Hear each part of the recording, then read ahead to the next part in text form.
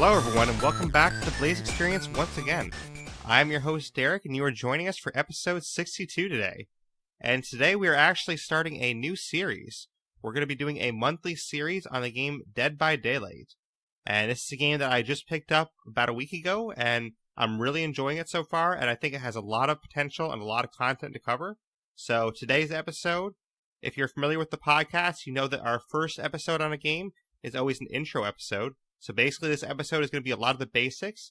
We'll explain a lot of the mechanics of the game and just kind of get into the general elements of the game, basically. So future episodes about the game will be more in-depth things, like we might talk about some of the killers in depth, things like that. So there's going to be a lot of future content for this game, but this episode will be just the basics. That way anyone that doesn't know about the game, they can hear this episode and learn more about the game and potentially get the game if they want to.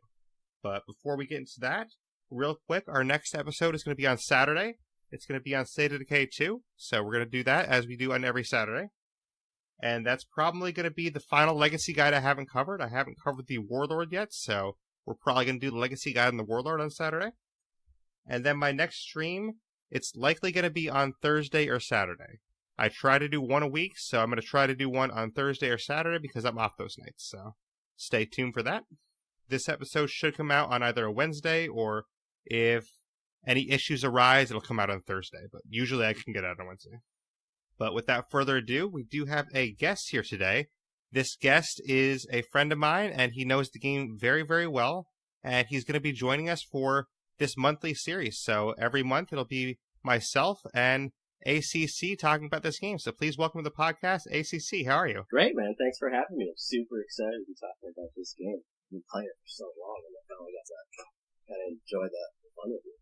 So, exactly. You know, I saw my friends list you had like 1,000 hours into the game, so I figured, hey, I'll talk to him about it. Oh man, 1,000 hours! Woo! I didn't know I played that much, but yeah.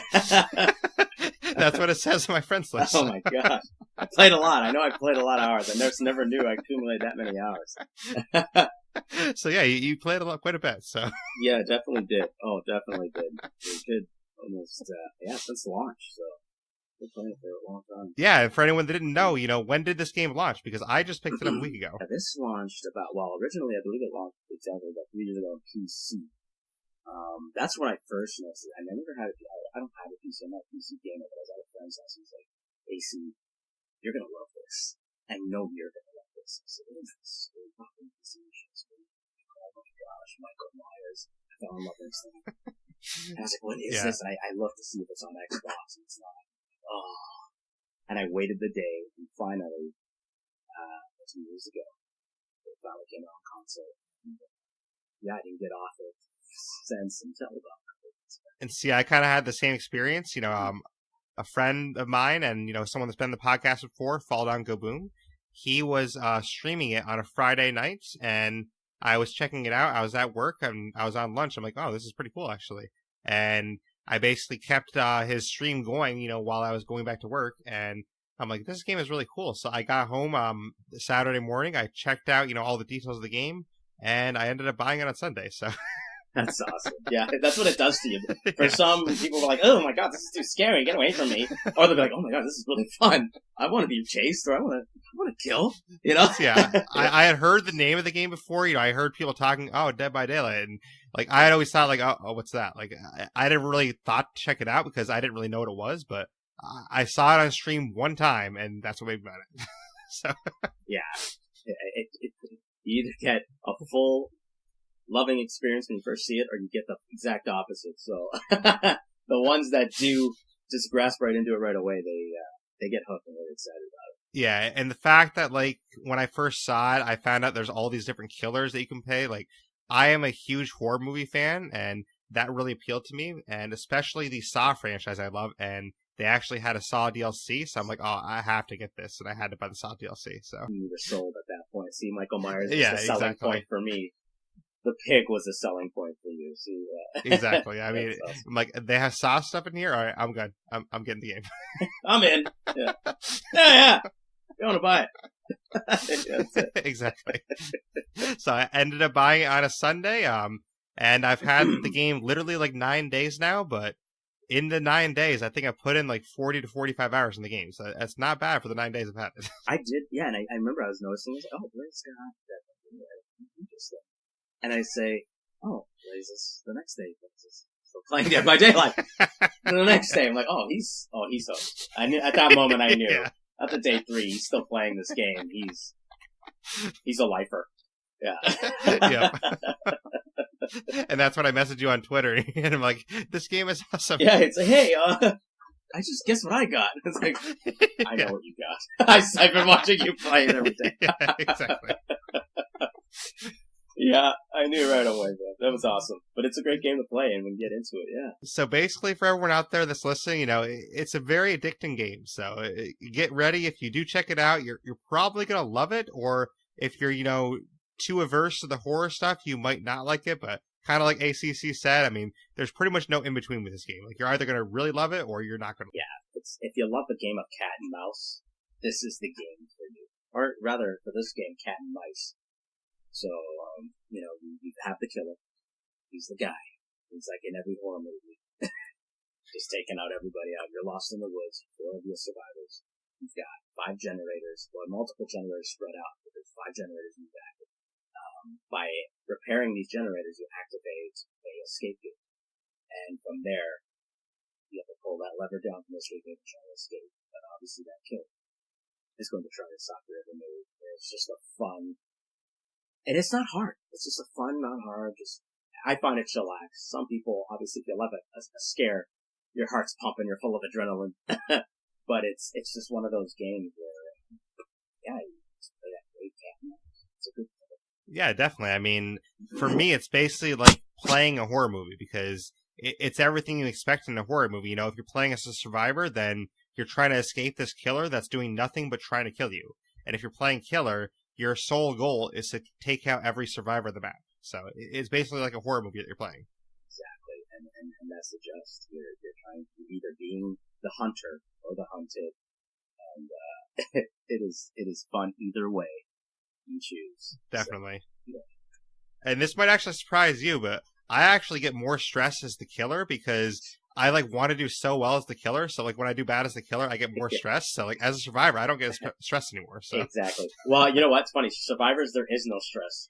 It is the killer that's stressed because you're like, oh man, they got no weapons, they got nothing, they're just running around, I can't hit them. Some guy's got incredible juke moves, these pallets, Yeah. I can't not leave without a hook or a mori. I need to kill some people. Exactly. And you're exactly. really, and I think a lot of ultimately killers that fail a lot too is because of those nerves. Because you're like, oh my gosh, I gotta get the kill.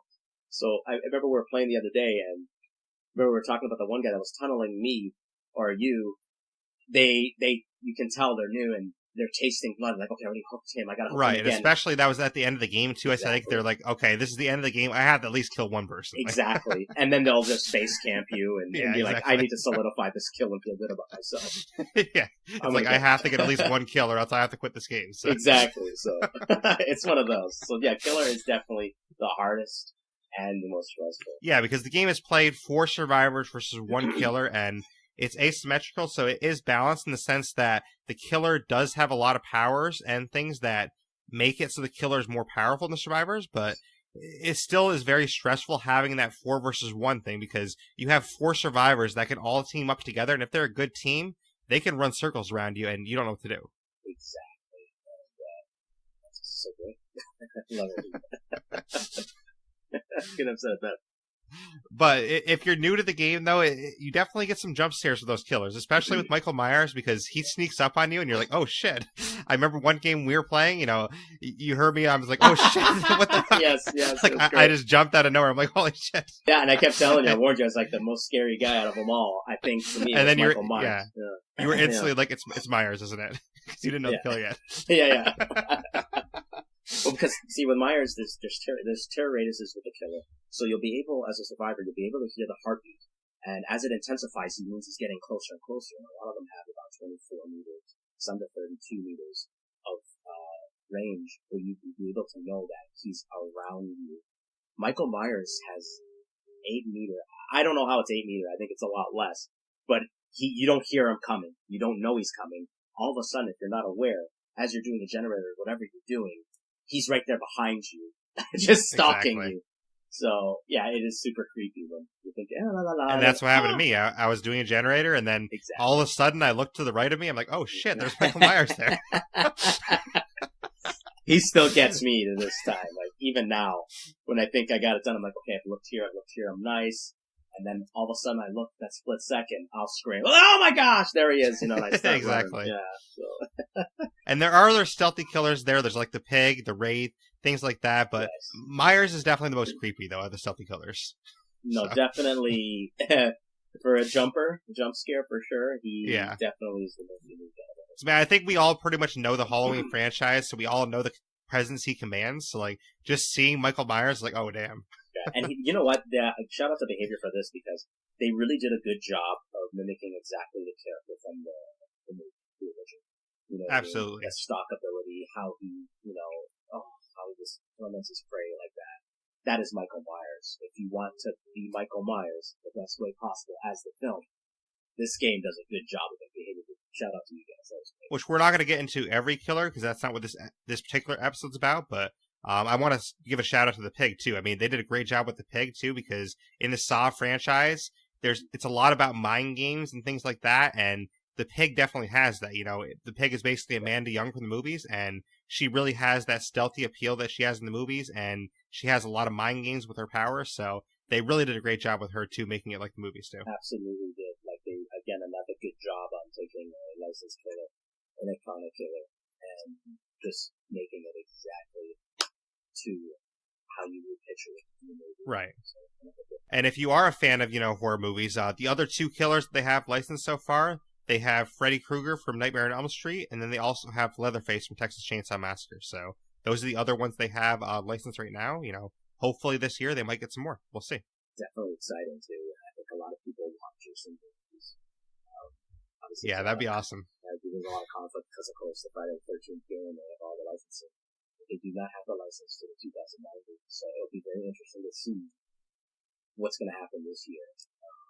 But Dead by Daylight brings us some nice good stuff. Yeah, but I mean, if you're a horror movie fan, you might have him coming up. I mean, who knows what other licenses they could do? I mean, they could do Ghostface from Scream, possibly. Yeah, they could do they could do Chucky from Child's Play. That'd be really fun. I mean, see that little doll run around, like this little thing smacking you around. Like I said, that'd be perfect, because instead of putting him on the shoulder, he drags you on the ground and puts you up to the hook. You know what I mean? That'd be super cool. Right. Or it'd be really funny actually if like each hook had like a ladder in front of it. He walks up the ladder when he brings the hook. He just walks up the ladder, running away from some little thing that you're taller than. Yeah, it'd just be perfect. I would love it. They could do a lot with that though, because I mean, he'd be so small that like they could make him sort of stealthy, but at the same time creepy like Myers. So they could have his terror radius be small, and then like you don't know he's coming because he's so small. His terror radius is small. Yeah, like what? It'd be funny because pallets would be nothing. Right? That's true, yeah. You can go under pallets, or he would just jump over pallets. Like, he would be, that would be one thing to kind of get pallets out of the way for survival. I don't know about jumping over pallets. His legs probably wouldn't be big enough for that, but he'd go under them for sure. He's supernatural, man. He's this entity, okay? They can do whatever they want. You never know. But that'd be so cool. But, that just goes to show you, I mean, they have other options for this game in the future. So, if you do like anything horror, then, we're going to talk about the elements of the game, and maybe you'll enjoy this game, and maybe you'll get into it and when they actually have some more licensed killers come out. Absolutely. So we did say that it's 4 survivors versus 1 killer, and the games are played on various maps, and each map kind of has a different layout to them, but they all have the same general items and objects in them, just each map has a different feel to it. So there's some like indoor maps, there's some outdoor maps, like there's a swamp map, there's a mental institution.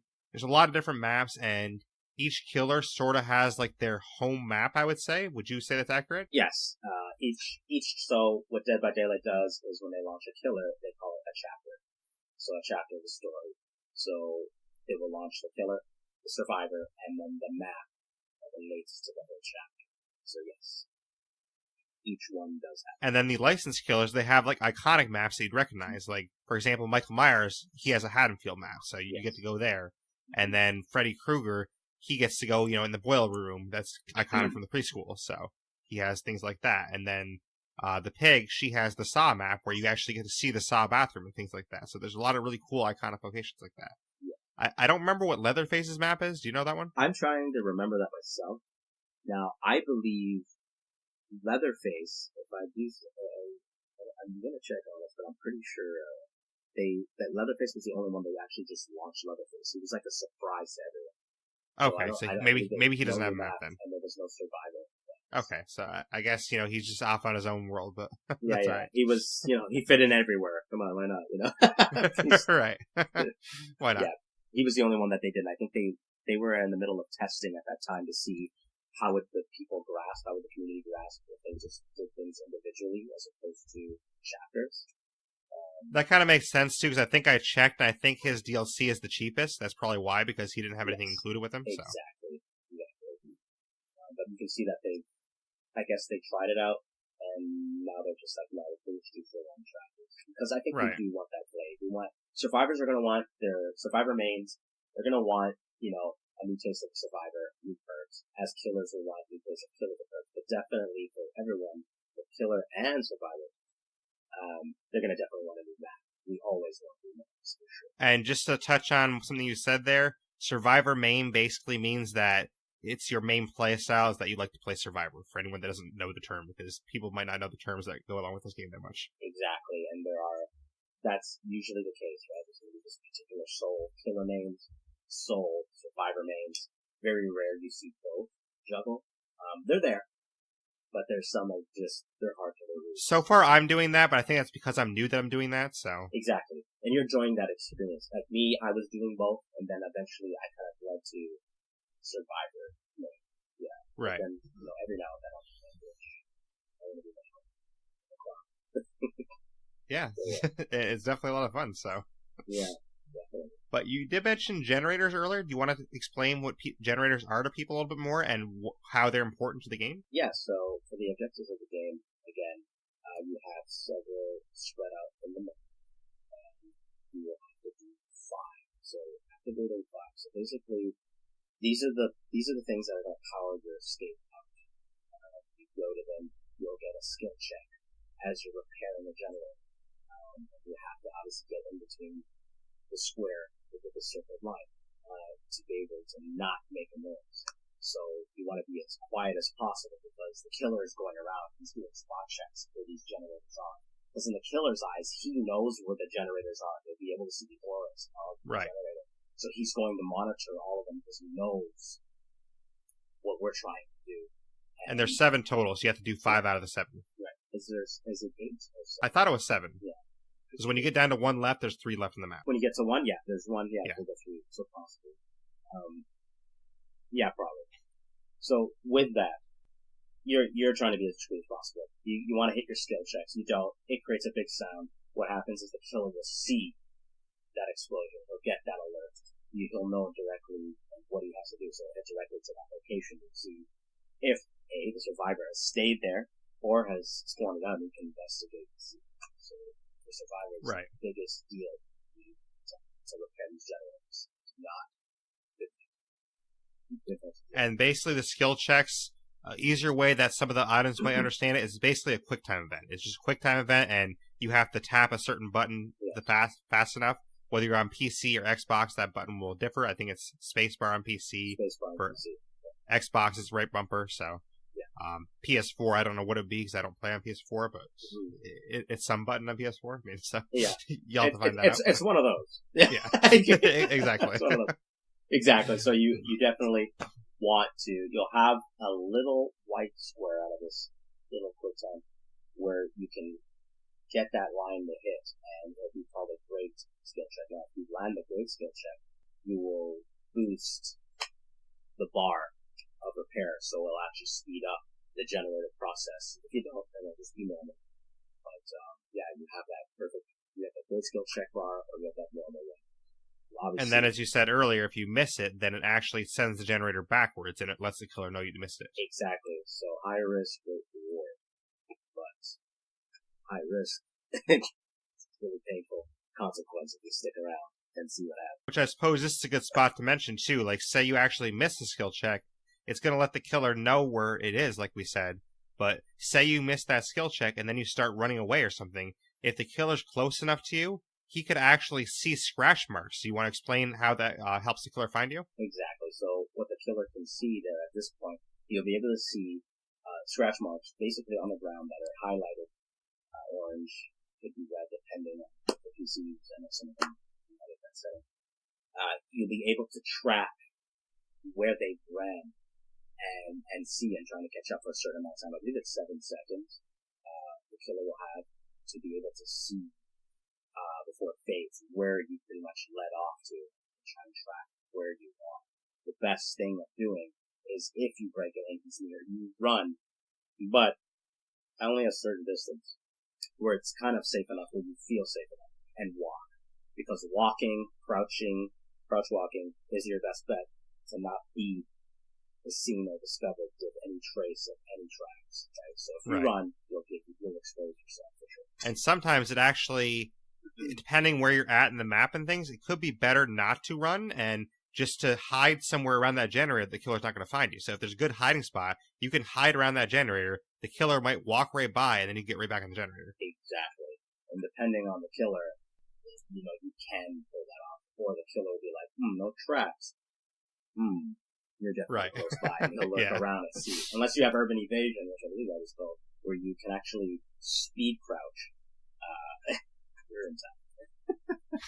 So it really depends on the game, what killer you're facing, how good they might be. And that's kind of what's cool about this game is there's a lot of interplay between the survivors and the killer where throughout the game you're kind of learning how they play. You might learn, okay, this killer always chases me if I do this. Or this survivor always, drops a pallet when I chase them. Or you might learn different things about the survivors and the killers that help you through later in the game. Exactly. And that is... you never know what you're going to get. That's what's great. Because when you're in a lobby, it's funny. Survivors, we see each other, we know who we are. We have no idea who the killer is. Because we would prep. So we don't know. Right. Killer's watching us in his lobby. He sees all four. He knows what we're grabbing. He knows if we're grabbing toolkits. Toolkits are something that you use to speed up generators, process speed, or you're going to disable hooks where the killer will hook you and we'll get into that. So those are the things that he can see. But with us, we don't know. We're completely unaware until we get into the game and see what's going on. Exactly. So people at home might be thinking at this point, well, you have this big bad killer. They, have a power. All of them have different powers that make them even more powerful and more deadly. So what can a survivor actually do to, go against the killer? So one of those things that they can do is use pallets and windows. Do you want to explain how that works? Sure. So obviously there's so much around your scenery, right? They'll have broken down shacks, broken down buildings. They'll have windows. You'll have barriers with pallets. Now, when you're being chased by the killer, because he does have a greater amount of speed as you gradually starts to catch up, you will have pallets. And with these pallets, basically, you can drop down and it'll give you spare seconds. So, vital seconds to kind of get a little bit ahead of the killer. By dropping these pallets. A couple things to that.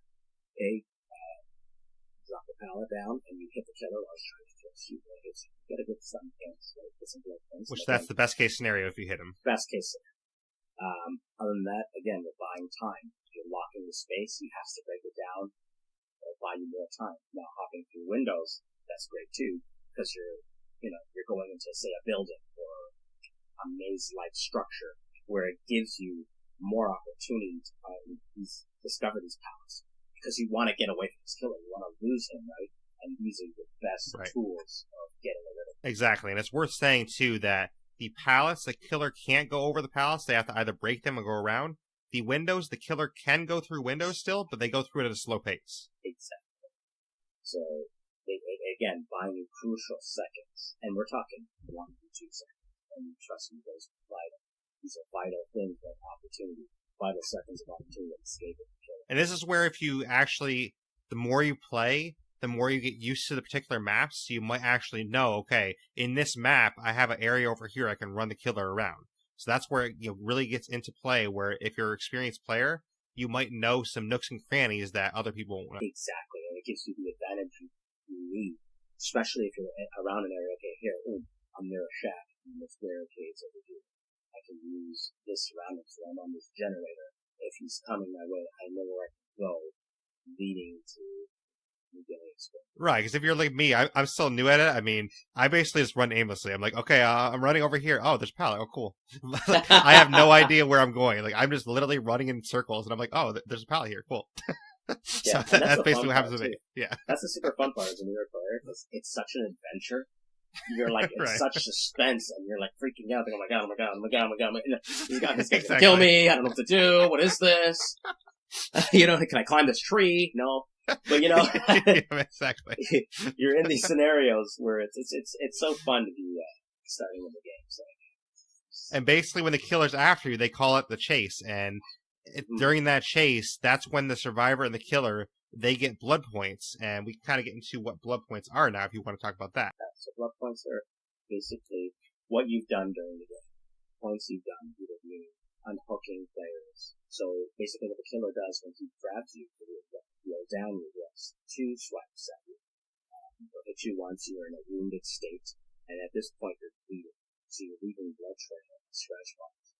Now, the killer tends to hit you the second time, he will down you, which is called the dying state. So from there, the killer will pick you up, put you on his shoulder. Where from there, he will look for a hook. So there's several hooks spread out through the map. And that, if you've ever seen a Chainsaw Massacre, Texas Chainsaw Massacre, I think they got that inspiration from that movie. Probably, where yeah. the killer will throw you on a hook. Now, what happens is the killer will leave and look for other survivors to kill. Survivors now, to contribute to help to the team, you're obviously going to want to try and you want to have as many survivors as possible. So what you're going to do is you're going to survive. And from there, you'll get blood points. In this case, it's 1,500 blood points. Blood points are accumulated by doing generators, team co-op. So if you're doing generators together, or you're healing. So for this case, I've unhooked the survivor. He's still in a wounded state. I'm going to heal him to full healing state. I'll get points for that. So stuff you do during the game, even stealth stuff, being unhit for certain amounts of time in the game. There's so many things. They've made it so team-based now, where you have to work together and not work together. Right, and they have like something called boldness, where like Exactly. if you kind of run the killer around and you don't get hit by them, that's called boldness, where you get some points for that too. Exactly. So there's several things you can do during the game. Even escape, right? When you escape the killer, you'll get escape points, right? Or if he's had you on his shoulders and you have enough time to wiggle out and find a hook short enough, close enough to him, you'll get points like that. So there's so many ways to get blood points during the game. Ultimately, you want to escape. When you escape, that's pretty much the big pop. You get 5,000. You escape from the hatch. The hatch is basically, if all survivors are dead, no gates are open, you've got 1 or 2 gens left, there's a hatch that will spawn and give you a chance to survive and escape from that escape. So there's so many ways, but it is a very good team game. And then conversely, I believe if the killer kills all 4 of you, they get bonus points for that, correct? Exactly. Obviously, the killer, which is interesting, people think, especially if you're new, if you're looking into this game or you're starting the game, you don't necessarily rank up or get ranked blood points just by getting all 4. You can actually do very well by just killing 2, but it's the other things you do, right? You're chasing them, you're getting points. When you hack them, you're getting points. There's so many things you can do to get blood points with the killer too. Obviously, if you deal, you want to eat that one cake. So you Right, exactly. Which you did mention during that sacrificial hooks, and basically these hooks, they're something that as the killer, you want to take these survivors and place them on the hooks, because basically what you're trying to do as the killer is your object is this special, I don't really know how to describe it, but the entity is basically like this special, how would you describe ACC? Like it's basically like this special thing that you're trying to please. So like yes, exactly. We'll say it as possible.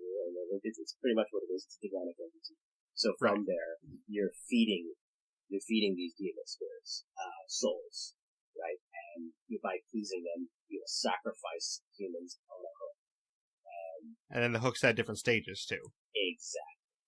So with the different stages of the hooks, so Survivor, technically has 2 opportunities to survive it.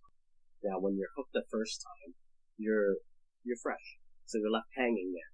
Now, you have an option where you can try and unhook yourself. I don't know if you guys, again, seen Texas Chainsaw Massacre. It's similar idea, where they're trying to Which is a very low chance to do, but it can happen. Exactly. It's a very low chance to do. It can happen, and we call it the Kobe, where you can unhook yourself.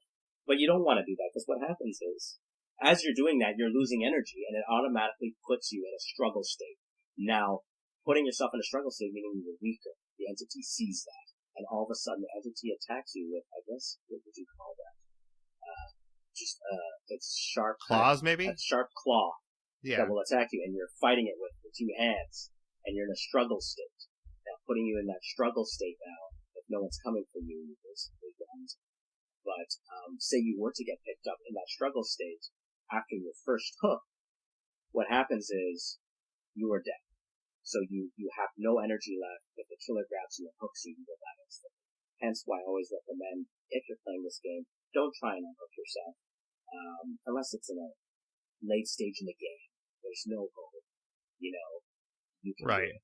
Or if maybe your team isn't being team players and they're not going to try and help you, you might as well try. Exactly. But if you're with a team and you know they're going to help you out, just be patient, because the first hook is definitely your grace period where you don't have to struggle. You're hanging there, you're waiting, you're hoping. Right, and if it is your first hook, a lot of times, say ACC was hooked and I was working on a generator or something, a lot of times I would just finish that generator first because I know it's his first hook and I have some time to save him still. Exactly. And that's the great window of opportunity.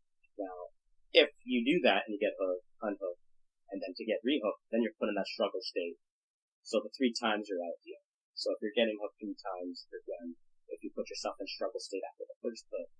And that's with the unhooks too. That's where there's a lot of interplay with the survivors and the killer too, because as a survivor, you want to unhook your teammate at the right time, because a lot of games that ACC and I had, one of us got unhooked, but somebody unhooked us when the killer was right next to us. So all that happened is the killer downed us again. We got hooked right away. So it basically did nothing to help us. Yeah, and you're left vulnerable, right? So you're wounded, you're hurt, and you need to be healed. Thing is, and it's called farming.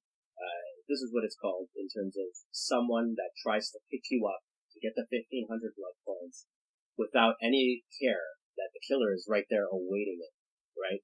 You don't want to do that, because you do that, you're done. You're not, just because you got that 1,500 doesn't mean you can escape that.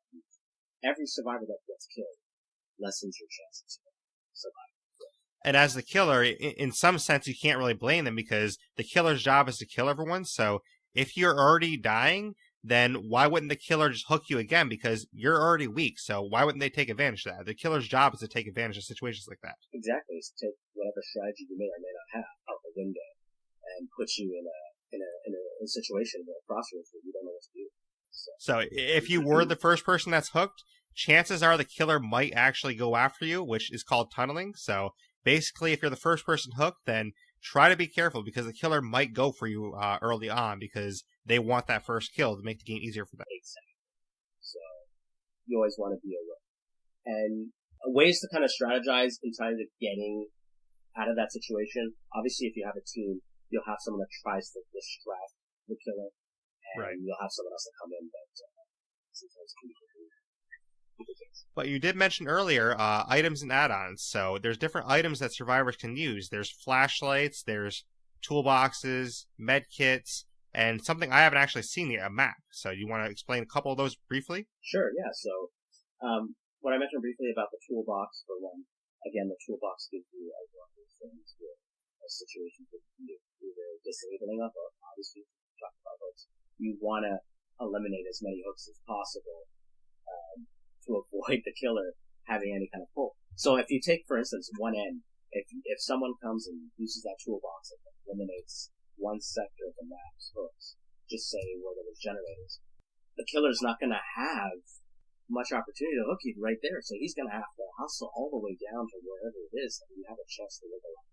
Wiggling out is you have an opportunity to either the PC, hitting the space bar rapidly, or using your joystick, the right analog stick, or whatever you do with it in terms of notification. And you just wiggle it to try and get out and escape.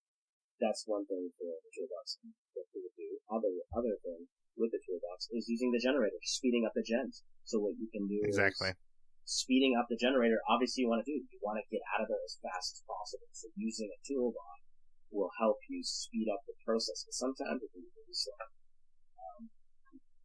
And then you have something like the med kit, where the med kit is basically used to heal you. So you can either heal yourself with a med kit, or you can heal your other teammates with a med kit. Yes. And there are perks, which we'll get into. We're not going to talk a lot about perks today, but there are like perks that you can actually heal yourself. But in most cases, if you don't have that particular perk, then you have to use med kits. Exactly. And med kits are a great tool to use too, especially when you're starting. You won't have many perks to play with at all. So when we get into that, the next kind of segment of the podcast, you'll understand it more. But with the med kits, yeah, you can either heal yourself in a greater speed of time, or you use that med kit to speed up the process of healing the individual that needs it. Right. So it's important to note too that, like, say ACC was hurt and I don't have a med kit, I can still heal him. So it's basically just yourself you can't heal without a med kit. Exactly. Other people you can always heal. Yeah, right. Exactly. Slower pace.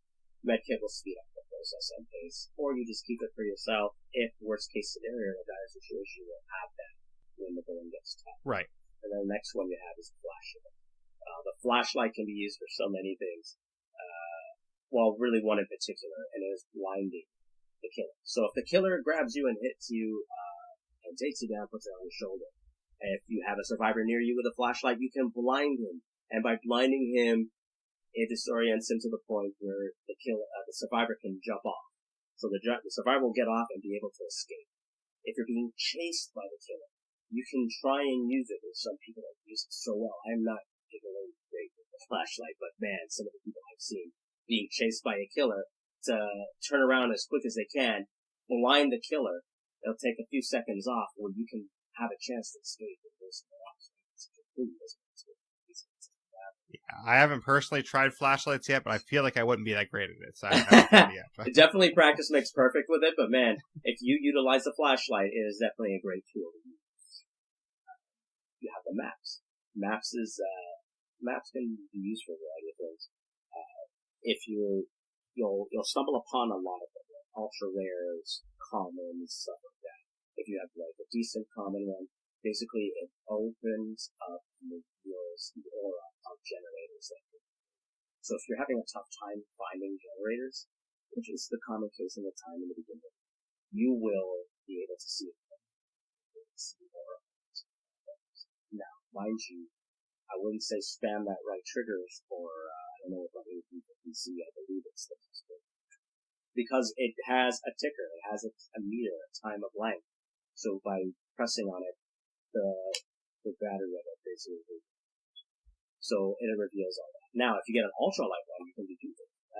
You can find the gems, or if the hatch is open, you'll be able to see and discover the hatches. So that's it. Oh wow, I didn't know about that. That's really cool, actually. Yeah, it is. Especially when they go hit stuff right at the end there. You've got that thing. It'll help you. If it's near the vicinity, that's nice, actually. Yeah.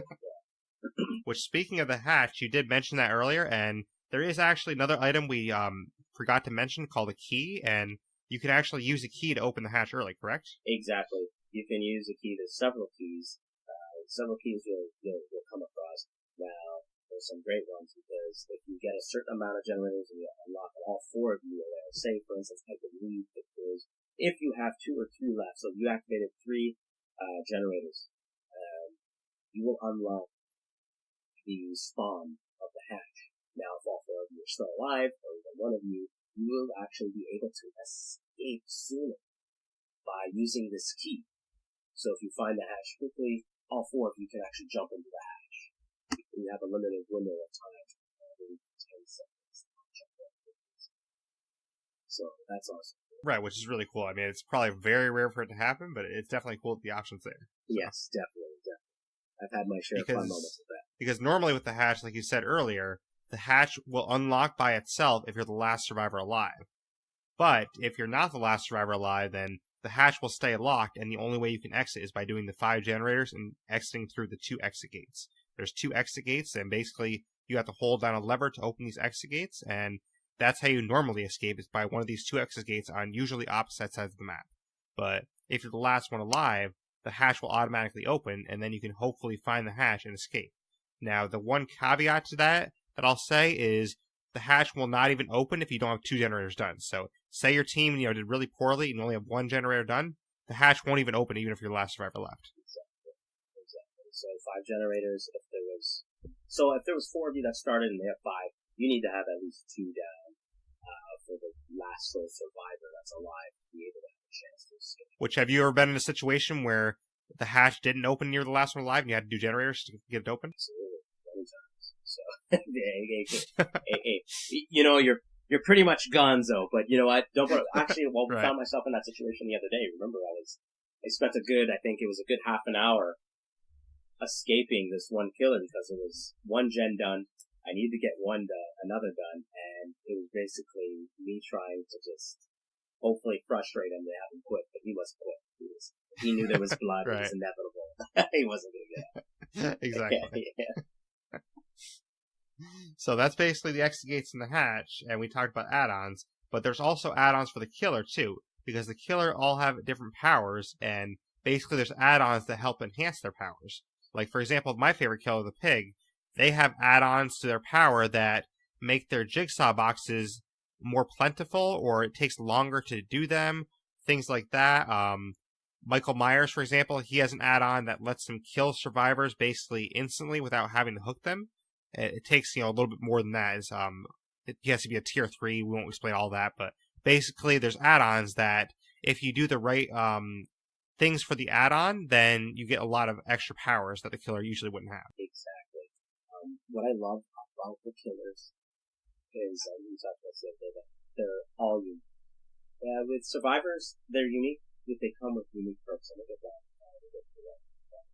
But with the killers, yes, they all have a unique trait that they always want to play each of them. They have unique perks and add-ons, which just can do crazy things like we were talking about. Judas Tombstone today, right? Right. You were a victim of the special I was. Mike Meyer add-on where he has different sets of tiers of stalking. So when he gets to his max tier, which is the 3rd tier, he is able to insta-kill. Almost like a fatality in Mortal Kombat, right? It's an execution. Exactly. Yeah, so super cool stuff. Yeah, so all the killers have their unique stuff, which is really cool to have these add-ons for. And, the killers play kind of like you would expect them to play. Like, for example, Freddy, he puts you in the dream world and he puts you to sleep, and that's how he attacks you. So it really works how, you think the killer should work, which is really cool. Oh, yeah, definitely. And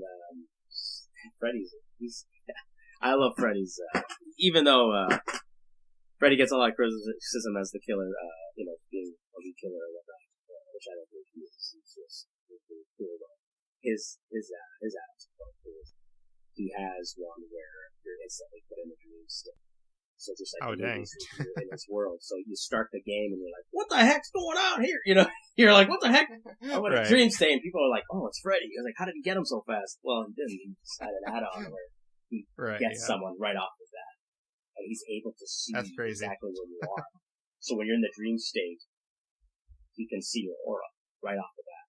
Right? So. And then on top of add-ons, we talked about add-ons and items for survivors and killers, but both survivors and killers also have something called offerings. And basically an offering, this is something that you're giving to the entity, and you're basically trying to influence the entity. You're saying, hey, I'll give you this if you give me a special power back. And basically the entity gives you an extra power back. So as the killer, for example, there's offerings you can use to actually create more hooks in the map, so you have more chances to kill people because there's more hooks in the map. Or as a survivor, you can use offerings to get more blood points, or you might be able to decrease the amount of hooks, or there's this thing called mist that actually makes the map really misty or foggy, and basically it makes it so it's harder to see. So as a survivor, you could actually use offerings to make it a little bit foggier so the killer can't find you as easily. Exactly. It definitely hinders the killer. If you're putting on darkness, right? The more fog, the harder it is for the killer to see you. Right. With some exceptions, like for example, the pig that I like to play, the mist actually helps the pig because the pig can kind of blend in with the survivors. So for some killers, it can actually help them. But. Exactly. So they do a good balance of the pros and cons of those both, right? So, but then again, the survivor will never know it, right? Right. So until they get in the game, and they're like, "Oh no, not this killer." Exactly, because the pig is a unique killer where actually can seem like it's a survivor, because if she's crouched, then she seems like a normal person almost when she kind of walks up to you. So if it's really foggy, then you might actually think that the pig is a normal survivor. So they could walk up to you, you're like, oh, okay, this person's going to help me do this generator. Awesome, this is great. And then all of a sudden you get hit. So Exactly. Yeah. It's scary, man. I love it. So there's a lot of mind games in this game, which is really fun. And it is all mind games. It's mind games when you're running. It's mind games what you're doing, right? Like, what you're strategizing, right? When you're even in that chase. Do I fake left, go right, or does he do that? Or does he know I'm going to do that? You know what I mean? So, it's definitely gets your mind busy. Which, at this point, I think we should say, too, like, these mind games, don't feel bad if you start and, you're horrible at these, because even after I put in like 40 hours this week, I'm still horrible at it. Like, I don't understand all the mind games yet, because this is something that it takes you a long time to learn, which I think ACC will corroborate. These mind games, you're not going to jump in your first game and be like, oh, I know what they're doing. So yeah, well, I call them the phases. Right? The first phase, like Blaise is in the first phase of the excitement and thrill, meaning, oh my god, he's coming after me still. You know what I mean? Like, get away from me, exactly, shoot, get out of here. Exactly. What do I do? So, like, every time the killer's around me, I just run. I take off, and I have no idea where I'm going. I'm like, I'm going to run this way. I'm going to run this way. Get out of my way! Exactly. It's like, you're not knowing that maybe you're running to a survivor that's working on a gen, or, you're running into, like, a tree that is totally blocked off, and you're like, oh my gosh, I thought I can get through there. These things happen. Or you hide in a locker that he's right behind you. It's exactly. Like, oh, it's like all of a sudden he's right behind you. Like, let me jump in this locker. He won't. Oh, there he is. And then, he opens the locker and chokes you and puts you on his shoulder. Yes. So that's the first phase. I think the next phase is where you start to get comfortable with your surroundings. You're comfortable already getting chased. You understand that it's going to happen. It's inevitable. And things go a lot slower when you run. So, and at that point, you'll be able to see what you can do. If you're running and there's someone on the gen, oh man, I can't go there, let me go left. Or, let me do this. And things will just slow down as you'll get a move. But I always say the first time you're starting and you're going through that, those are the funnest times. It's because definitely you feel that thrill like in the movies, you know what I mean? You're like, oh my gosh, Right. I mean, you have moments like I had where Myers just completely scared the shit out of me. Like, yeah, exactly. Right? So, it happens. It'll happen to me sometimes. I'm just so comfortable. I'm relaxed. I don't think anything's happening. Oh my god! Okay. Yeah. But that's the fun part of it. It's a good little fun. And that's what I like about these different killers, too, because there's some killers that you're going to know that killer's coming from a mile away. Like, for example, the hillbilly, he has a chainsaw that revs up, and you're probably going to know from a mile away, okay, the hillbilly's coming for me. So there's killers like that, too. Yeah, so with that hillbilly, see, he has his chainsaw ability, he revs it up, and he can speed all the way across the map so quickly to check on generators. So when you're hearing that, you're like, oh my gosh, let me move away. Like, you're going to freak out Right. and get out of there, because if you don't, and that killer times perfectly, he's going to saw you down one shot. Yeah, there's so many different killers. I think there's like 13 right now, so they all have different abilities. I mean, some can like teleport and things, like the nurse, and it's crazy. So Absolutely. So yeah, one thing I actually realized we didn't talk about yet is the lockers themselves. So what are some ways that you can actually use lockers, or how are they actually advantageous to you? They're a really good way. I don't use them as much, because you just got to be really careful and you got to do it at the right time. But it is a good way of... Because for me being new, I use them a lot more than you probably do, because I'm new and I'm like, oh, I'm going to hide in this locker, I'll be safe there. So. Yeah, exactly. If a killer's around and it's fresh, he sees you, you guys are playing the circle game, he's hiding behind a building and wondering where you are, and you see a locker, probably not the best move Right. to jump in a locker. He probably will hear the door close a little bit too if he's really close, and then know, okay, well, this is easy. Or if you've blown a gen and you know he's coming, and you're like, let me go to this locker, they'll probably look around and be like, let me just check the locker just in case. You know what I mean? But and then you're there. Yeah, exactly. But a lot of times you'd be surprised. Veteran killers will not check sometimes because, well, they think the veteran survivors will not do that, be dumb enough to. But then survivor does do it because they think the And that's kind of the cool thing with the meta too, because like if you're newer, you can actually seemingly outsmart better killers because they're not going to expect you to make as dumb a move as you're making. So you're making a move that to them is really dumb, but it's actually working in your favor because they're not going to expect you to make that dumb move. So it's kind of like, a cat and mouse game with that. Exactly, and it leads back to the mind games. So it all leads to, like, if you're in the basement, you get hooked in a basement, sometimes the killer's waiting for someone to unhook so he stays up top. Because remember, there's a stairway, only one stairway out. So it's one way out, you know what I mean? So there's a couple lockers there. There's about, I believe, 5 lockers or 6. Sometimes people will just decide to hide, and the killer will be like, okay, I let the one go. The other one didn't go, so let me go through all these lockers. It puts you in that situation. Right. Yeah, that's why the basement's scary, because there's only one way in, one way out. So if you get hooked in the basement, it's tough because, which we should have mentioned too, the basement hooks, those ones actually don't go away. If you die on one of the hooks on the other parts of the map, they go away, but the basement ones always stay there. Yeah, so the basement hooks are pretty much, the basement is where you don't fight. It's the killer's infinite hole of disaster. Right? He never has to worry about them being broken. He gets more points, blood points hooking you there. That's his sanctuary. That's his, strength. So if he has you down, you're in tough. It's kind of the worst. And it's hard for your teammates to save you there, too, because there's only one way in. So. Exactly. So, he's put you in a tough situation, especially for a level. So, I mean, there's some games that if you get hooked in the basement, your team will just forget about you. You'll be like, oh, screw it. He's dead. So. Exactly. So, you definitely want to be in the basement at all. And if you're being chased, don't run towards the basement. And you'll know where the basement is. Yeah. When you're running into a shack or you're in a building, you'll see a stairway down. You'll be like, oh, okay, I don't want to. Yeah. Exactly. I don't want to be here too long. Yeah. So. Right. Yeah. So definitely. Not. But getting back to lockers real quick, I mean, I don't know if this is the proper way to use them, but one way I actually have found that's effective is if a killer's chasing me and I lose them for a couple seconds, sometimes I take those couple seconds that I lost them to jump in a locker, and then by the time they find my trail again, they're not really going to know where I went. Exactly. So it seems like it works out with that a little bit.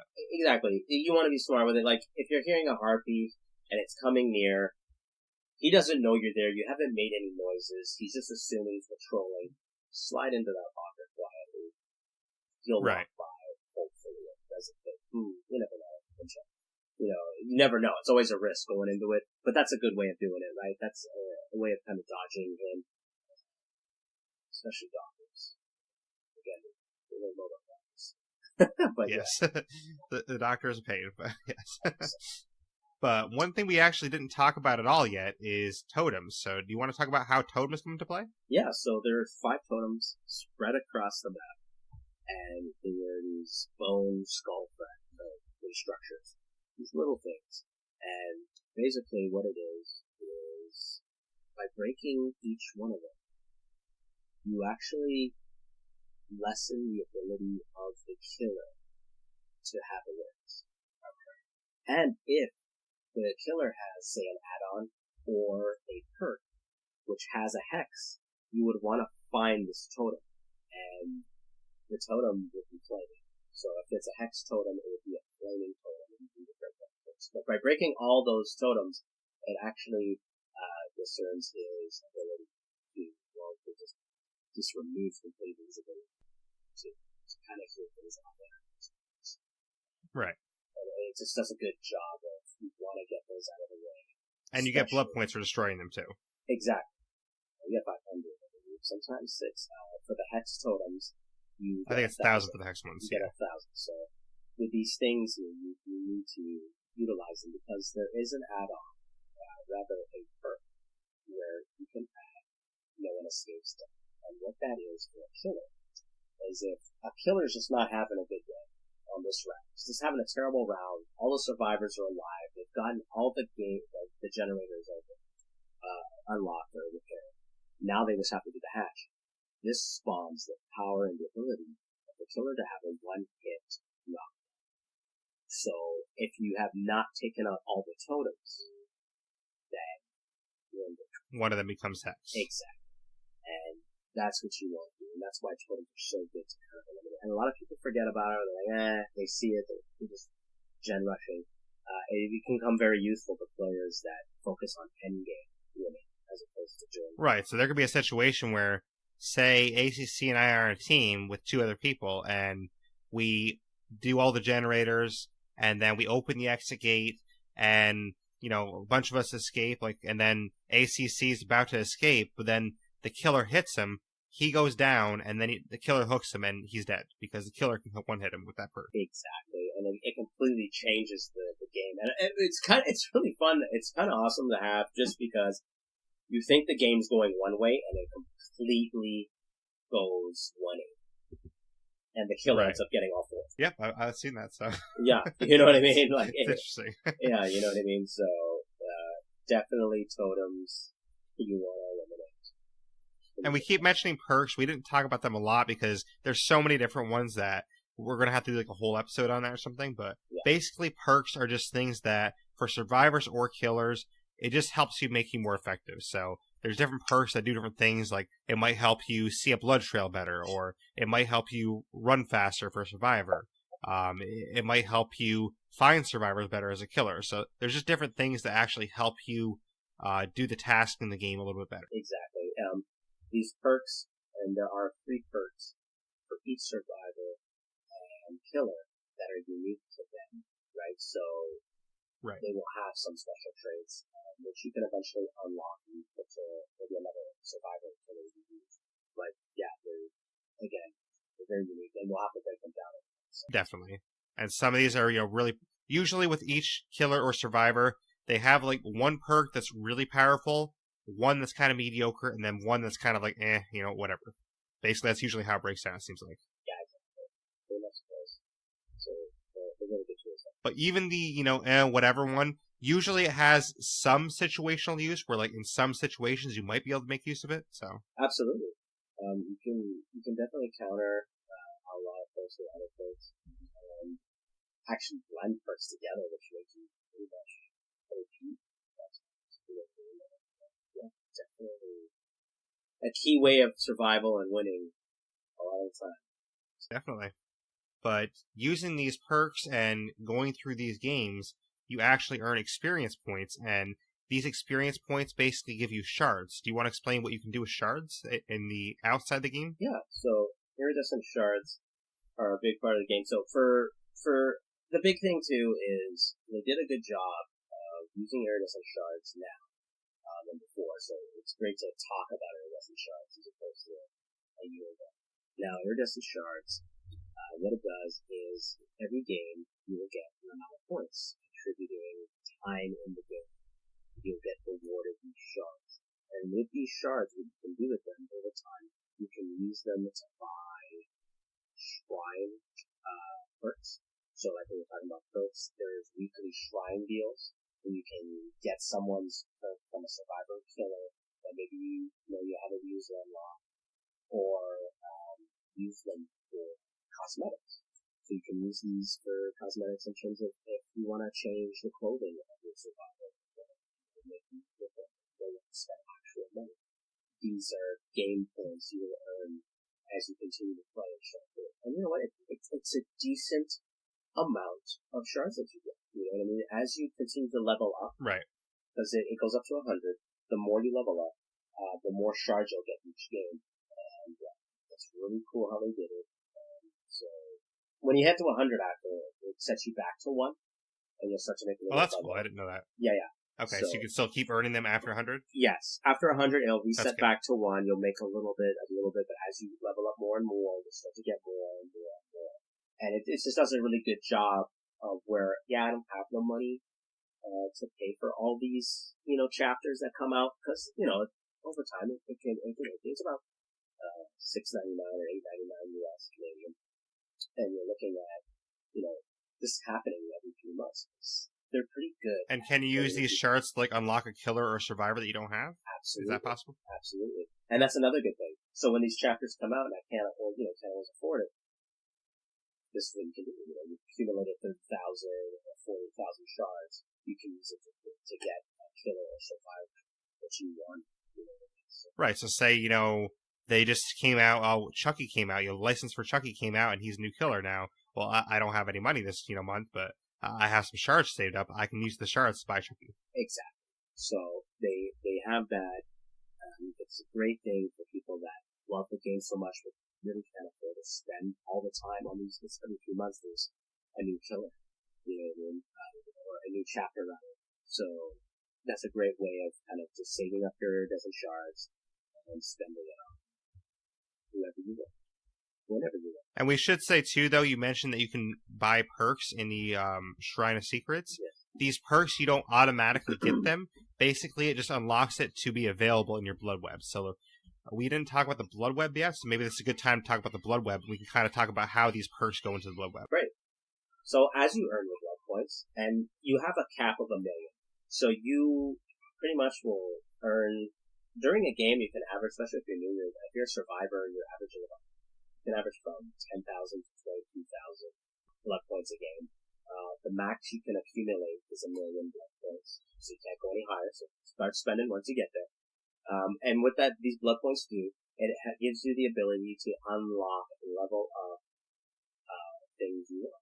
So leveling up your character, and then unlocking pretty much your add-ons, like you did the add-ons, your perks, and that's what you do. So you continue to just use your blood web points to go through this entity shrine pretty much to find where you're unlocking flashlights, tool kits, add-ons, and just keep doing them until you get to 50. And then at that point you have a choice for it. You can continue leveling up and leaving it at 50, or prestiging. And by prestiging your character, you unlock the outfit. Right. So basically, these blood webs, they do get harder as you go on too, because at a certain point the entity wakes up and they basically start taking stuff from your blood web. Exactly. So that's good to note that too. Entity wants to stop you from getting this stuff too. So as you get to about the 20 range, the 15-20 range, the entity's going to start exposing its stuff. I think it's after 10 it starts to. But it starts to expose. Yeah, I think it was 10 it starts, yeah. It starts, but really light. But then you're going to start to, the blood web opens up as you level up more. And as you level up more, you'll have a variety of selections to the point where you'll be like, oh man, I want this perk, and then there's this other perk here I want too in the same shrine. Guess what? The entity's only going to allow you to get more. So, So that's when you kind of have to strategize. Yes. You have to look at your blood web. When you first open your blood web, you have to look at it and be like, okay, out of these things that are here, this is what I want most. And you have to prioritize, okay, I want it this most, so I have to go for that first. Exactly. Because the other one will be done, because the other stuff on your track. So you have to really see what I utilize more, what do I use more, what do I want more. So there might be like a really cool perk that you want and a really cool add-on. You have to decide, okay, what's more important to me, this add-on or this perk? Exactly. Like I ran into a situation where I ran into I was just leveling up a killer, and there were 2 perks I wanted. And I was like, oh, now, and the thing is, why you're upset too, they'll eventually come back on the blood web. You just don't know when. It could take a long time. It could take a shorter time. But you're really like, oh, the 2 perks you love using, now you have to make a really hard choice. So it gets you sometimes, for sure. And that's where you were saying, too, that stuff that you buy in the Shrine of Secrets, if you use shards to buy that, it basically just unlocks a chance to get that in your blood web. So each character has like their 3 unique perks, and if you level up a character to level 30, 35, or 40, then it unlocks their special perks to be put into other characters' blood webs. So you can either do it that way, or you can use shards to put into blood webs, and then you have a chance of finding it. And also with the Shrine of Secrets, which I forgot,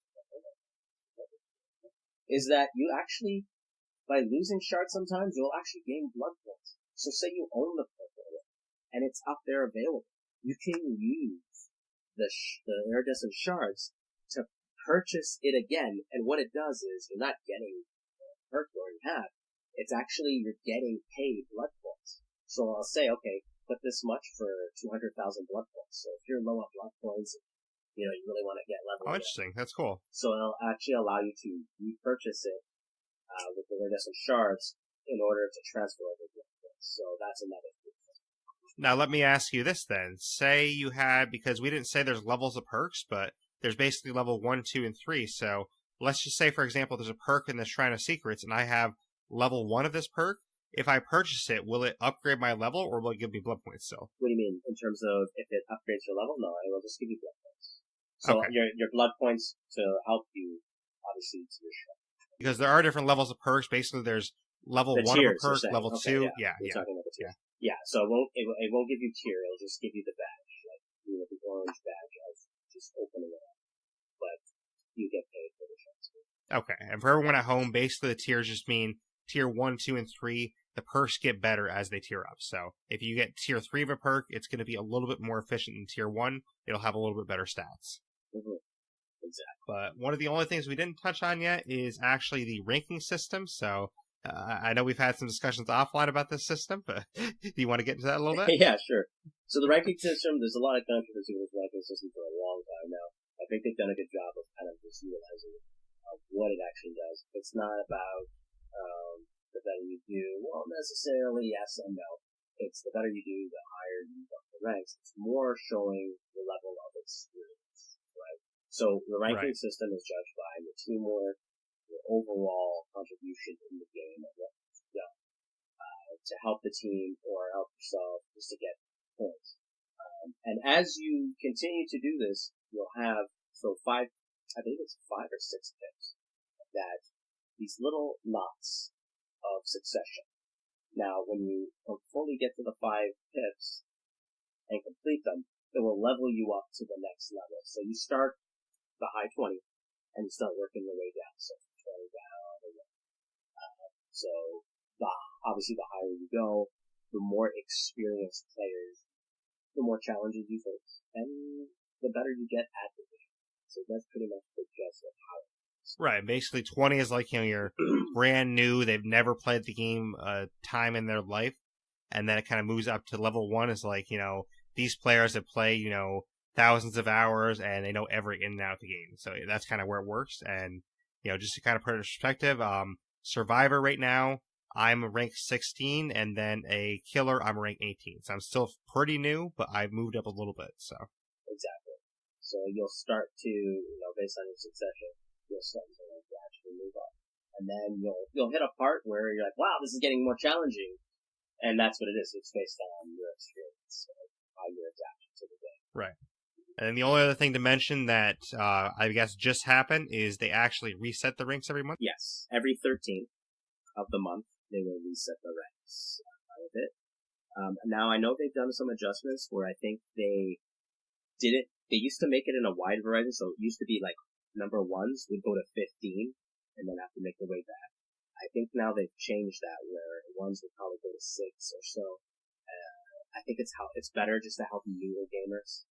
You know what I mean? Right. Because, for example, when it reset, I didn't go all the way back to 20. I think I went to 18. Now I'm working my way back up 18. Exactly. So they're definitely trying to work on a great format where obviously the more experienced people, especially at level 1s and whatnot, won't go so high up. It's unfair. Right. Obviously, new gamers. Because the people that are level 20, those are the people that have no idea how to play the game yet, so they don't want to have those people facing a bunch of people that already know how to play the game, because what's going to happen is the people that know how to play the game, they're going to walk all over them, and the new players might not want to play again. Exactly. And you don't want that. Not any game you don't want that. So right. So if they're brand new, they want to give them a chance to learn the game before they actually can face other people that are better. Exactly. Right? How are you going to learn? How are you going to enjoy if you're getting trolled or beat down by someone just incredibly higher level to get discouraged? Right, because I've got to get some level 20s that are like killers, and they didn't even know enough to put a perk on. So they didn't even have a perk on their killer because they didn't know enough. Yeah, exactly. And then you'll face sometimes, you'll face an elite out of nowhere, maybe they haven't played a while, whatever it may be, just completely obliterated. You're like, what the heck? Yes. Like, geez. Yeah, you'll at times you'll notice, you'll get to see some of how good these players are. Yeah, and then you get to the end screen, and they have like 4 purple perks. They have like all these add-ons. Like, and they were ranked like 5. It's like, okay. It's like, oh man, okay. That makes sense. That makes sense now why I lost so bad. I'm scared to go to that. You know what I mean? Yeah. But gradually you make yourself up there. You make your way up there. It's not that long. But yeah, that's basically the main elements of the game, and there are some different game modes in the game. There's obviously where you can play as a survivor, which you have a team of 4. There's obviously playing as a killer, which is, solo, which we'll get into that a little bit more in depth in a second. But there's actually 2 other game modes that you can play. And one of them is called Survive with Friends, which, this is a game mode that I think a lot of killers don't like to go against, and you can kind of explain why a little more. Yeah, so Survive with Friends is basically you have a group of your own friends that you like to play with. You make a party, and the four of you will jump in together and go find a game. Sometimes killers can not like that because in the higher ranks, there are some, like I said, there's no I in team. So if you're going to work together, you'll be able to take down kill unless they're incredibly good. Which there are so many that are that just completely obliterate like this elite team. But that's what it is. Survive with Friends is basically you come together, you and your friends, you go out there, you get it. Right, because basically put in perspective, if it's a team of 4 people that don't know each other, they're not talking, then as a killer, you don't have to worry as much about them communicating, because these 4 players, they might know what to do, they might, go to save each other, they might not, so you always have that uncertainty when you have a team of survivors that don't know each other, because some of them might help each other, some of them might not, some of them might never help anyone at all, so you don't know what their objective is going to be, but if it's a Survive with Friends game, where it's a group of 4 friends, you can almost guarantee they're going to work together, and if they're all in party chat together, basically they're going to communicate, so they might just say, okay, us 2 will go over here and do this gen, you go save that survivor that's on the hook, and then you run around for a while. So basically you could have situations like that where they work together so well that the killer has no chance because they just run the killer around and then other people do gens. Exactly. Very, very clutch to have a good team. Gen rushing is key, right? And that's what Survive Friends is. As opposed to going in there solo, which you just go to survive. Solo is basically, you're just going on. Right. You're doing a search. And, you get friends on or whatnot. You go and pretty much do a solo outing with a bunch of friends.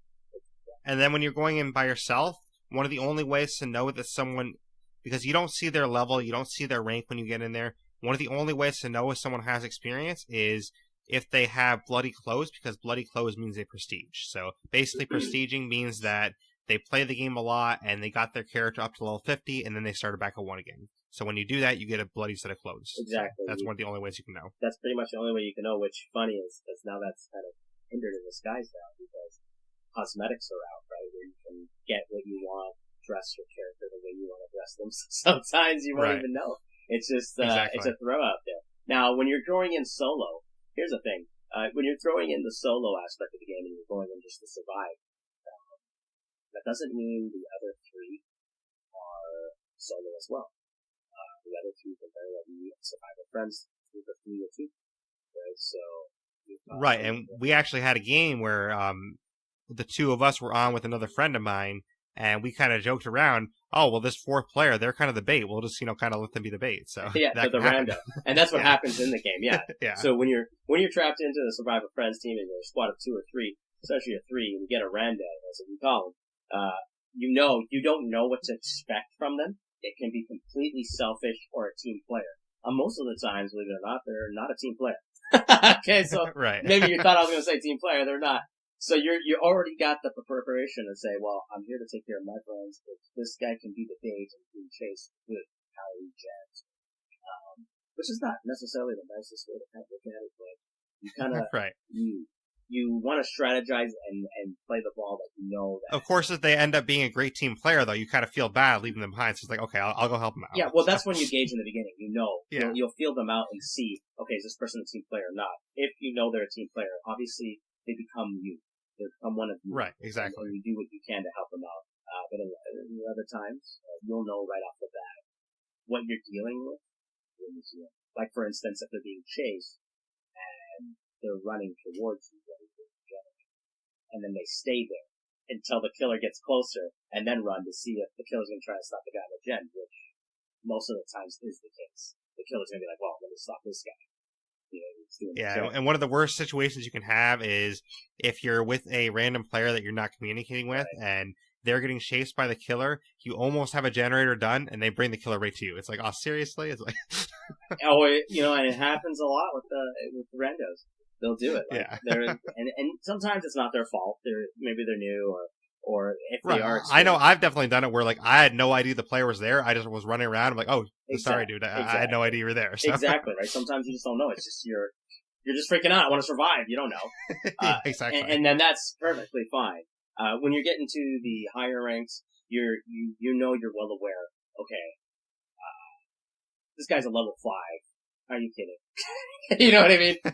Right. You see me there, you're like, screw this, I'm getting this rando. You know what I mean? Like, Right. And they do it, and that's just plain true. But yeah, that's where you could have situations where like the player just doesn't care; they just want to get the killer onto somebody else, so they just put them onto somebody else instead. Exactly, and again, the game of strategy, anything can happen. You never know when you don't have your team, or you're in there solo. What you just don't. But that's what's so fun. Definitely. But there is actually a game mode I haven't tried yet, so maybe you can speak on this a little bit more. It's called Kill Your Friends, which I know you can make like a group with your friends where one of you can play the killer and the rest can kind of try and survive them. And I've heard that you actually get like all the perks unlocked or something for that. Is that true? Exactly. So Kill Your Friends, all 5 of you, if you all want to just play together and switch through Killer. Now, just to tell you right off the bat, you don't get a work blood points for it. You don't earn points. Because that's pretty much what all players would do. They would just stop doing ranked and make blood points. So, but that's besides the point. The point is that you get together, you play, you rotate. If one wants to, be a killer, and the next round, the next one will switch. So 5 of you are in there. Sometimes even more. People can spectate too and just watch. You're there. And does it also unlock all the killers for that mode, or do you have to pay for those still? No, all killers are unlocked. The ones that you have purchased, I believe. The ones that you have unlocked as well, yes. So for trial, you can use them. All their perks are unlocked. All their add-ons are unlocked. And so, like for example, I don't have Mike Myers purchased yet. I could try him in that mode. Yes. Cool. Yes. So you can definitely try him out and see how he works.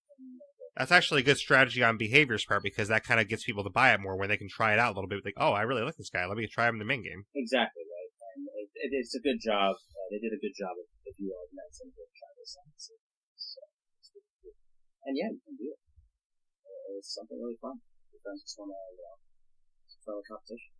And in terms of blood points, say we're playing a game, does it actually show you the blood points you would have earned at least? So you can kind of compare against your friends and be like, oh, okay, so that's good. Yeah, it does. It does so everything that the ranked games do. It's just you just don't get to keep them, right? So that's good at least, though, because if you want to kind of have a competition between your friends, let's see who can earn the most blood points this game or something. Exactly. And that's a lot of the time the case. I got this many points, I did this much, bragging rights. Right.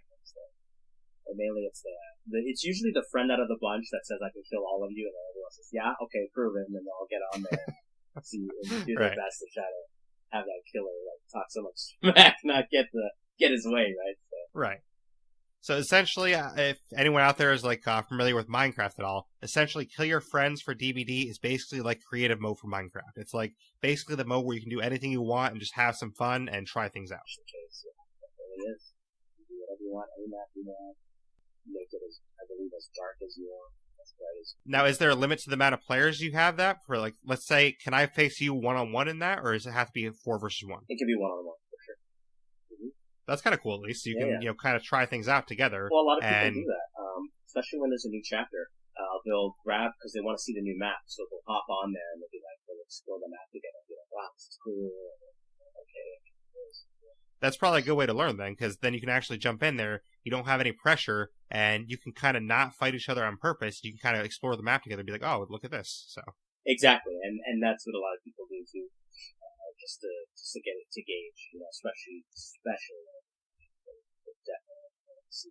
And do you need at least one friend for that, or can you jump in by yourself and check it out? You need another. Okay. But still, only needing one, that's not bad, because you and I could just jump in together and, be like, oh, okay, let's check out this killer. You try him first, and then, try to chase me, and we'll see what happens. Yeah, and trying to understand the grasp of it and everything. Yeah, right. Beautiful training. Like when I was trying to teach my friend how to play it a while back, we got in there, and I was showing him the basics. Because DVD in the beginning, they didn't have the tutorial that they do now. So the tutorial, they do a great job of pretty much teaching you the basics of understanding how to hook, how to hide. Agreed, because I did do the tutorials. Yes, see, and you get rewarded some blood points too. So that's even better. Back then, they never had that. That wasn't there. It wasn't in the cards. So when I started, they just launched this. I believe it hasn't been even a year. The tutorial was launched. So when this launched, we were just thrown in the mist, and it's like, here, look. And that's what it was. The one thing I'll say, though, the tutorial does teach you a lot of the bare bones basics, but it definitely doesn't teach you any of the meta of the game. Like, you're not going to know, okay, if this killer's coming, what can I do to, like, get away from them? You're not going to know a lot of that. You're going to have to learn a lot of the meta on your own. Exactly. They're just giving you A, B. You need to learn C. Right. Because there's no other way to learn it other than being in the field. Which makes sense, because they can't put into a tutorial, okay, this is the meta, this is how you do a 360 on a killer. Like, they can't put stuff like that in there because the meta can always change in a game, so they can't do that. Exactly. Really. So they wanted to do a good job on helping new gamers really just understand, okay, this is the Blaise 6, let me get it there and see what we can do. But, now that you explain Kill Your Friends a little bit more, I'm going to have to try that out so I can actually learn a little bit more, because I haven't tried it out yet, so I want to try it out now to actually learn a little bit more. So. Yeah, definitely. It'll be fun, yeah, it's cool. So we'll have to get on there and try it out. Yeah, okay, exactly. But we did talk about the killer a lot, so basically, just to reiterate, the object of the killer is to kill all 4 survivors, and they can do this by hooking them throughout the 3 states, so you can get them, from the basically early state of the hook to the struggle state, all the way to the sacrifice state where you automatically die. You can also kill them by special circumstances, like, say, if they're bleeding out on the ground, then technically the survivor can bleed out long enough that they just automatically die. I don't think you get points for that, though, right? That's one way you don't get points, if they just bleed out. Bleeding out, yeah. They get points. But they will get points. It's a kill. It'll be considered a kill for them. Right. Yeah, but they technically can die that way. Yes. There's also the add-ons, like we talked about for Michael Myers, where he has a special add-on where you can kill somebody. The hag that we didn't mention, I know there's the thing with the hag where I think it's Devour Hope where you can kill somebody. So that's another way you can kill somebody. And then there's special circumstances like the jigsaw boxes for the pig. Those can kill somebody potentially, but the main way is by hooking players. But there are other circumstances where you can get some kills. And then the last way, which we actually didn't mention that much, is the Mori. Do you want to explain the Mori a little bit? Yeah, do you have any Mori? It's like we were saying, it's somewhat like Mortal Kombat. So it's an execution, a unique execution that kill. And it's basically one of the offerings that you have to offer up before the game starts. Originally, it was right off the bat. You can kill them That's a little bit too far for you. Yeah, it's a little too much. At least get a hook in. So when you hook that one survivor once, and they're unhooked, now, the next time they are down, you're able to unlock the execution to kill the more. So the more, for instance, Michael Myers will grab them, turn them around, look at them, and stab them. It's quite graphic. I think. And you showed me the clowns the other day too. The clowns is really interesting too. Yeah, well, yeah, exactly. So I was showing Blaise yesterday how Mori was for a clown, where he stomps your face into the ground, kills you that way, crushing your face, and then taking your face. And then he licks your finger. Yeah, he licks your finger and then puts it in his pocket of other fingers. So they all have unique Mori sets. For some that don't have a stomach for it, I understand. And then, like the pig, for example, that basically uses something iconic to Saw, where she basically slashes your throat and, lets your throat bleed out. That's kind of iconic to Saw, so if you know Saw, you know what that comes from. Exactly. Or Leatherface, where he hammers your head and then he does use the saw to slice you out. And then you have Freddy, the 2010 version of Freddy, but we couldn't get the rights for the original, which was unfortunate, but it was still cool to get this one where he kind of puts his claw like that's so cool though, yeah. I think still the best one out of all of them, I think I would have to say the most gruesome was the hag, where she... Really? What does the hag do? She jumps on you, eats you, and pretty much just keeps ripping you insides out. It's just so graphic. Oh, jeez. Yeah, like, it's so gory. Yeah, she's probably the one. There's a lot of, like, I call them crappy because when you got ones like those, they'll light up the other ones. So if you had to say for the listeners out there, which one would you say is the tamest? That's like the least gruesome out of all of them. The least gruesome out of all of them, I would say, is the doctor, where he just electrocutes you to death. I think it's, it's definitely really good. Yeah, that sounds kind of boring in comparison. Exactly, he just electrocutes you to death. It's like, oh, okay, bye. Okay. After I've been traumatized after all these, I'm numb. You know? Yeah. So, yeah, which if you faith this doctor anyways, you've already been electrocuted enough anyway, so it's basically like you already died. Yeah, and exactly. And when you're put in these Mori states, if you're a survivor, you get an awesome cinematic of it. When you're the killer doing the Mori, you have a first-person view of it. So you get two different perspectives of the Mori. Oh, that's cool, actually. I didn't know that. Yeah. So that's kind of cool. So when you're a survivor, it's kind of cool to look at. It probably sucks if you're trying to get some blood points or you're getting killed and you want to die, but at least you get a good view of that Mori. Really cool cinematic. Right. But yeah, that's pretty much the object for the killer. You know, we already said that they do have different add-ons and perks to help them out, and they all have different powers, which are very cool. So if you are interested in this game, I would definitely suggest checking out their powers, because something I first did when I found out about the game is I checked out all 13 killers, and I checked out their powers, and I kind of got a sense for their playstyle, because I figured out which one would be more suited to my playstyle. You know, there's some killers that are more stealthy. There's some killers that are better at finding survivors. There's some killers that are basically just your classic killer where they just literally run at you and smack you in the head and, you know, take you out that way. So there's basically different styles of killer based on the way you want to play. So they all have different powers that kind of enhance those. Exactly. And you start to develop with this, try them all out. You start to see, okay, this suits me better, this suits me better. I'm more of a run and gun. So basically I like a clown where he throws this bottle of toxin that slows you down, and then I just hack you. Right? Now I love Michael, but I have to be really patient with him. Stops your prey. And then like the pig, I like the pig because the pig is all about mind games and being stealthy, and that's kind of the thing I like. So with the pig, you know, I can kind of sneak up on someone and give them a surprise, and then also play some mind games with them. So I do like that as well. And also the pig can delay the game, which we'll talk about, you know, more in future episodes. But there's different things like that where it is very different depending on how you play. And like the nurse, for example, you know, we said that she can teleport. So basically, she's the type of play style where if you use it correctly, you can kind of traverse the map very effectively. Exactly. Like, I think that's the only killer I would say really doesn't do it. Because it takes out all the physics of the game, or all the defenses either. Right.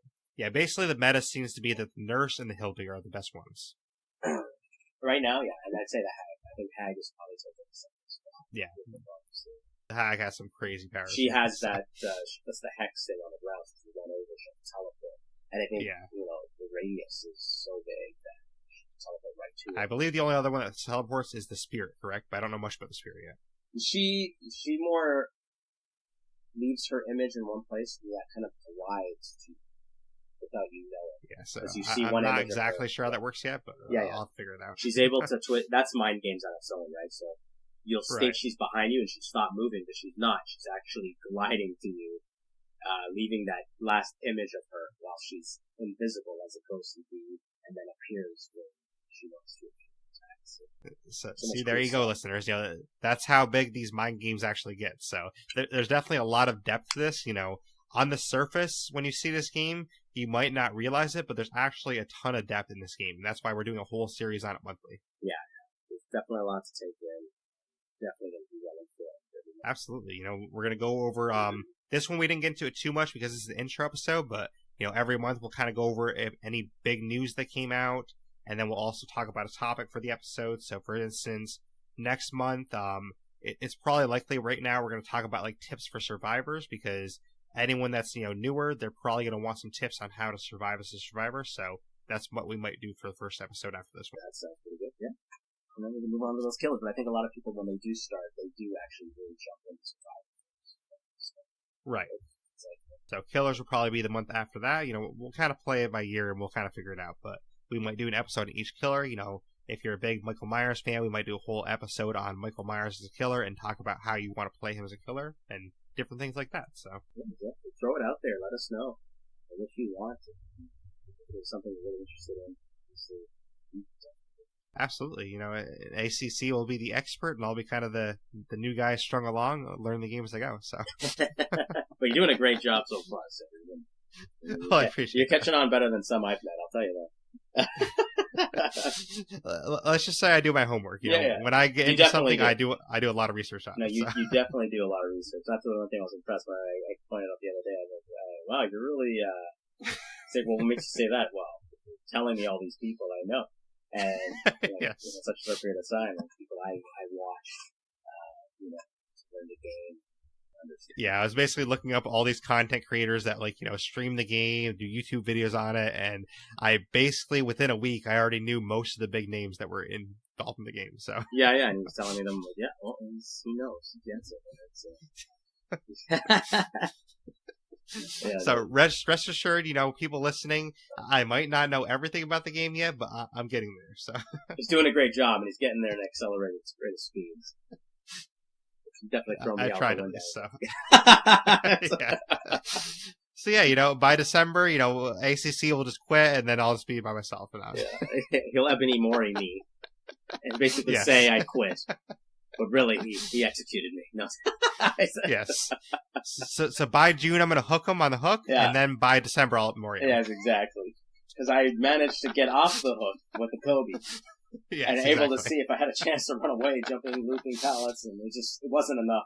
His pig stealth was just too much. Won't see it coming. I'll just crouch behind him, around like September, I'm going to crouch behind him, I'll quickly sneak up on him, and then by December I'll go with kill. Oh, speaking of that, I've got when I stream Dead by Daylight last time, I've got a beautiful photo screenshot with the pig crouched, kind of camping, this person he just hooked, and I'm behind him, crouched behind the pig. Nice. But it's not that. It was the scenery and how the lighting and everything was. It was just like, wow.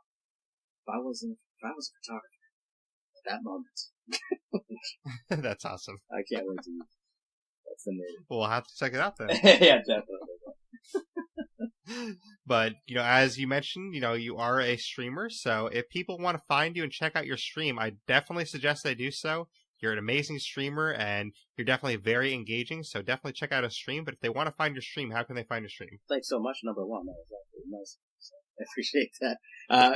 No problem. You can find me at Mixer. I'm on Mixer. ACC in caps _ You'll find me there. I'm also on Twitter, ACC_streams. Check me out.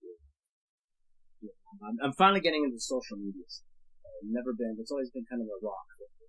But, I was in Philadelphia recently. You can see me doing the iconic run up the stairs on the Rocky Balboa, stair of fame. And you can also see me trying to steal the statue. But, I don't think they'd like that much. No, I just really wanted a nice background for my stream. Right now I've got a lion and a sheep having martini, bringing love together. But I thought, what would be nice just to have Rocky Balboa's trunks, because it's so tall. I don't know how it fit in my room anyway, but I would have figured it out. Just have his trunks. They might just find that out pretty fast, though, if you're on stream with the statue. They might be like, who sold the statue? I mean... It's like, oh, there he is. Yeah. But they realized I was Canadian, and they were like, yeah, So I was like, okay, thanks. That's what I get all the time. Blame it on Canada. Well, I haven't heard that yet, but I mean... I get them. I got all my American friends, my good friends, they're always like, they'll play Blame It on Canada song or something, or they'll say sorry. Apparently Canadians say sorry a lot, which I think we do. We'll bump into each other with apologies. So, I meant no quarrel. The big joke I've heard is that, they all say A. Yeah, and I was saving that because I figured that's the most popular one. Yeah. I've been booked a couple times saying A, but not like, how's it going, E? I don't do that. It's just like, really, eh? I didn't know. I'll say something like that. Well, yes. Right. Don't judge me. I am Canadian. And I love being it. And, come check me out and appreciate it. Appreciate the show. Yeah, definitely. I always tell people on the podcast when I reference you that basically you're the type of guy that you can have a conversation about the weather and still make it interesting. So thanks, I appreciate it. Well, we did have a great return stream yesterday. I think it was probably one of the best streams I've had in a long time. We were out there for 7 hours. It was crazy. I didn't even realize we played quite a few games. We had a lot of people that was really interactive, really happy to have me back. It was really humble. And then we got some new people. We had trollers. Perfect, because I love my trollers. and it was an overall great entertaining a day of streaming, and then I capped it off with Dead by Daylight. Yeah, the troll must have thought you stole the statue. That's what it was. Yeah. Yeah, it was hilarious. I have a viewer, and I give him a shout out. I know he's gonna watch this. I'm gonna bring her a hot sauce. I love this guy. He's been with He me was funny. from day one. He doesn't speak much. He's in there. He says hi. Gives his love. I really appreciate him. He's always been there for me. Always been there. Just every stream. I can't remember not having him. It's very rare. He doesn't speak much, but when he speaks, the people that have been around for a long time with me, my regular viewers, they listen. And there was a moment with this troller. He was just going off. I didn't care. He didn't bother me. He was making the chat live. Bringer Hot Sauce just goes up and says, "You're an asshole." And everyone just was like, "Damn!" And yeah, because Bringer doesn't speak, and I've never heard him ever say something. He's just very loving, just a support. He's man a few words. It was completely out of nowhere too. Yeah, that troller stopped talking. Probably left the stream. Yeah, they never said a word after that. And then he messaged me saying, "Hey man, sorry, I just know the guys that you were letting in your stream, like play with you, playing in your game. They just, I didn't need any help. Oh well." I was like, "Wow, Bringer Hot Sauce does it again." So shout out. See, he even got an apology out of that guy. So yeah, he even got an apology out of him, and I adore the guy. He's a good cat. So shout out to you. And I'm sure there's a lot of people listening to this that are State of Decay fans, because this is a mainly State of Decay podcast. We do other games, obviously, because we're talking about this, but ACC also plays and streams that, and he was in the Undead Trials 1 tournament, and hopefully he'll be in the next one too. So definitely check that out too if you want to see some places to State of Decay. Yeah, definitely. I got a YouTube channel. The only thing I posted is actually that first round of the event when we kicked off the event for the doubles, for the duos. Me and my other partner. That was a crazy run too. Unbelievable. He DCs 7th wave. I'm there. Barricades are down, and somehow, I don't know how. And at one point, he did 2 rounds of the game on the phone. Yeah. The one guy did 2 games on the phone. I was, what the heck's going on here? What's my teammate doing? I'm like, what the heck? So you literally see Riff Raff, holding the phone with his ear, and he's like, I'm losing my mind. I'm like, what's this guy doing on the phone? I'm like, what the heck, man? I'm like, I need you. You're DCing, you're on the phone. Gosh. Anyway, we managed pulling it out. That was the thing I got up on there, but I got to give a shout out to Undead Labs for making such a great game. That got me started in my streaming days, streaming career. I made a great community on Mixer from State of Decay. A lot of streamers now that use State of Decay. I want to give you guys a shout out with Iceman. There's quite a few more. Sinestro. These were guys that said they gave me a shout out because they said it was you that brought this community alive that we all have to share with each other. I don't think so. I think we all just came together as one family and made something special. And look where it's gone now. So shout out to these guys. That really did. Exactly. So if you're into State of Decay, on Saturday I'll have a new episode about that. So stay tuned for that. We're probably going to talk about the Warlord Legacy guides. That'll be a fun episode. And just to reiterate, I might do a stream on Thursday or Saturday. Unlike ACC, I'm not, a full-time streamer or anything. I basically just try to do 1 stream a week if I can do it. So hopefully I can do 1 stream a week. That's what I'm aiming for every week, but it doesn't always work out. So he's a busy man. He does many things. Yes. I just don't know how he even has time to stream, to tell you the truth. It just blows my mind. I'm like, this guy's actually got time. Yeah. But yes, I try to do it 1 3 or 4 hour stream a week, just to get some love out there to everyone. But it doesn't always work out. But usually, if we're doing a State of Decay community event, that is when I will definitely be streaming more, because I usually referee games for that. So I will probably be streaming more during those events. Yeah, I'm always waiting for him to say, well, now I got a movie deal, I got to produce a movie. I'm like, okay, number 1, first and foremost, congratulations, but second most, why am I not in this movie? Okay, what do I got to do for credentials here? But yeah, you're always expecting Blaise to just have something else on the go. Like, he's just a machine. Definitely. Yeah, we've been doing a lot of State of Decay events. I just did the State of Decay Awards show, so that was fun too. So yeah, it was really awesome. always more stuff coming up. So it's always got something going. That's what I'm saying. How does he tie time to stream? The only thing I don't do is sleep. So I don't think he knows what sleep is, really. I think he leaves out the SL and calls it eat. Because I don't think... If anyone wants to explain this to me, you can have your own podcast and explain it to me. I'll listen to it. So if you want to explain what sleep is, let me know. Let me know in the comments. Sleeping memoirs. Yes. So that's Blaise. Exactly. But if you want to get in contact with me, you can email me if you want, theblaisexperience@gmail.com. You can find me on Twitter or Xbox at Blaise XPerience. That's capital BLAISE, capital XPERIENCE. And if you want to find me on YouTube, I technically have one. I don't use it very much. It's mainly just post episodes, and sometimes I put streams on there, but there's one up there that you can view the episodes on. I also have a Facebook group if you want to contact me there. I have a Discord, which will be in the show notes. And then if you want to find the podcast, we're on all the major apps you can find podcasts on. So we're on iTunes, Google Podcasts, Stitcher, Podbean, Blueberry, Spotify, YouTube, I already mentioned.